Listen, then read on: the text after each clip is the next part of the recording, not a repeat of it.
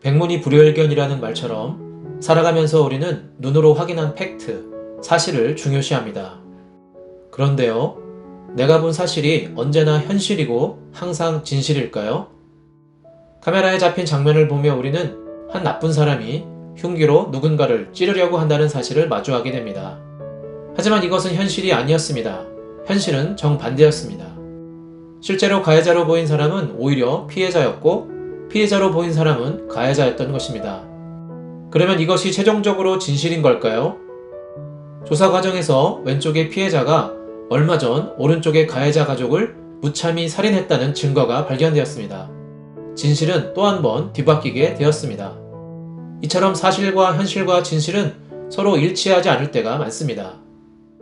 여러분은 여리고 하면 어떤 이야기가 가장 먼저 떠오르시나요? 10중 8구 여호수아 6장의 여리고성 함락 이야기일 텐데요. 성경 전체에서 가장 임팩트가 센 이야기 중 하나임이 분명합니다. 그래서 우리는 이 이야기를 통독할 때마다 흥미진진하게 읽곤 합니다.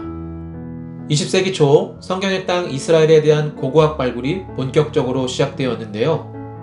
학자들이 가장 흥미를 보인 장소 역시 여리고였습니다. 이유는 우리와 비슷한데요. 흥미진진한 여리고성 함락 이야기의 고고학적 증거를 찾고 싶었기 때문입니다. 100년 가까운 시간 동안 많은 발굴팀이 텔 에스 술탄을 각각 심층 조사했는데요. 아쉽게도 여리고성에 대한 고고학 발굴 결과는 학자마다 일치하지 않았습니다. 이것은 아주 오랜 세월 동안 다양한 해석과 논쟁을 불러일으킨 뜨거운 감자였습니다. 그 이유는요, 발굴 결과를 바탕으로 한 출애굽 및 가나안 정복 전쟁의 연대 측정이 가나안 정복 이야기의 역사성에 대한 비평으로 이어졌기 때문입니다. 초기에는 긍정적 견해가 대세였습니다. 1930년대 초 영국 리버풀 대학의 고고학자 존 가스탕은 몇 가지 중요한 단서를 발견했습니다. 보통 고대의 성벽 유적은 치열한 공성전을 통해 성벽이 밖에서 안으로 무너진 흔적이 남는데요. 여리고 성벽은 안에서 밖으로 붕괴된 흔적이라는 것입니다. 또 불에 탄 흔적, 곡물이 가득 담긴 항아리들을 발견하였습니다. 이것들은요, 성벽이 외부의 군사적 공격 없이 빨리 무너졌고 이스라엘은 손쉽게 성 안으로 돌격하여 그들을 방어와 함께 진멸하였으며, 그리고 이스라엘은 하나님의 명령대로 약탈을 하지 않았음을 보여주는 증거로 성경의 묘사에 부합한다고 가스탕은 보았습니다. 그래서 그는 여호수아 6장의 역사성을 사실로 보았고 여리고성 함락 이야기를 성경의 내용과 일치하는 주전 1400년경으로 결론 내렸습니다. 약 20년 후인 1950년대 중반 영국의 여성 고고학자 캐슬린 캐년은 당시 신기술인 층위학적 발굴 방법과 방사성 탄소 연대 측정을 적용하여 좀 더 과학적인 발굴을 시도했는데요. 그녀는 1958년 발굴을 마치며 보고서를 통해 현실은 이렇다며 결론을 내렸습니다. 후기 청동기 시대에 도시 성벽의 흔적이 전혀 남아있지 않다는 것은 슬픈 일이다. 여호수아서에서 그렇게 생생하게 기술되어 있는 여리고 성벽의 파괴에 대한 어떠한 단서도 보이지 않는다. 그러면서 그녀는 여리고성의 함락이 이미 주전 1550년경에 이집트에 의해 있었다고 추론했습니다. 이것은 신학계에 큰 파장을 일으켰습니다. 그리고 그녀 이후 가나안 정복 이야기의 역사성에 대한 회의적 시각이 대세가 되었습니다. 하지만 이후 윌리엄 올브라이트, 브라이언트 우드, 존 제이 빔슨 교수 등 성서 고고학자들이 캐년의 견해에 반론을 제기했습니다. 특별히 가장 최근의 발굴자인 우드 박사는 1997년 함락의 증거물들을 더 심층 분석하고 이렇게 말했습니다. 캐년의 세심한 조사는 여리고가 정말로 강력하게 요새화되었고 그것이 불탔었음을 나타내고 있었습니다.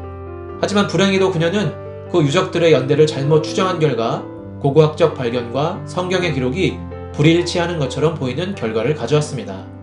우드 박사는 여리고성 파괴는 주전 1400년경에 발생했고 이것은 성경에서의 정복 연대와 정확히 일치한다고 결론을 내렸습니다. 이처럼 성경의 역사성에 대한 논쟁은 여전히 계속되고 있는데요. 20세기 이스라엘의 저명한 고고학자이자 역사 지리학자인 요하난 아하로니는 고고학의 한계에 대하여 솔직하게 이렇게 말했습니다. 역사학 혹은 역사 지리학상의 해석이라는 문제에 다다르면 고고학자는 정밀 과학의 영역에서 벗어나서 역사의 포괄적인 이해에 도달하기 위해 가치 판단과 가설에 의존하지 않으면 안 된다. 그러므로 우리는 연대가 여러 가지로 의심스러운 것임을 언제나 기억해야 한다. 그렇다면 여러분, 진실은 무엇이며 어디에 있는 걸까요? 당연히 저는 하나님의 말씀 안에 있다고 믿습니다. 여리고성 함락 이야기의 역사성을 뒷받침하는 증거가 성경 안에 있습니다. 먼저 여호수아 2장 15 하반절입니다. 그의 집이 성벽 위에 있으므로 그가 성벽 위에 거주하였음이라. 가스탄과 캐년 양측 모두에게서 발굴된 증거인데요. 당시 여리고성의 성벽 구조가 이중벽 구조였다는 점입니다. 성벽이 두꺼운 외벽과 내벽의 이중 구조로 되어 있고 그 사이에 공간이 있었다는 건데요. 성벽 위에 거주지가 있었다는 것은 성벽이 단순한 방어시설을 넘어 주거 기능이 있었다는 의미, 성으로서의 인구 유입이 많았다는 것을 의미합니다. 또 성경은 라합이 정탐꾼들을 성벽 창문을 통해 줄을 내려 도피시켰다고 말하는데요.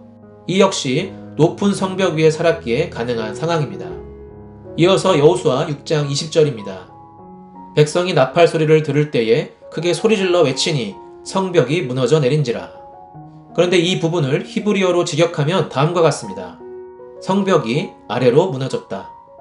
히브리 성경은 외벽의 기초인 옹벽 아래로 외벽의 윗부분인 진흙벽돌이 무너졌음을, 그리하여 마치 계단을 밟고 오르듯이 이스라엘이 손쉽게 요새 안으로 진입하여 진멸할 수 있었다고 증언하고 있습니다.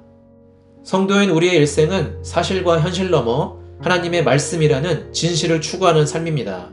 계속해서 진실을 추구하며 달려가시기를 소망합니다. 오늘 이야기는 여기까지입니다. 다음 시간에 구약시대 여리고 라합 이야기로 돌아오겠습니다. 시청해주셔서 감사합니다.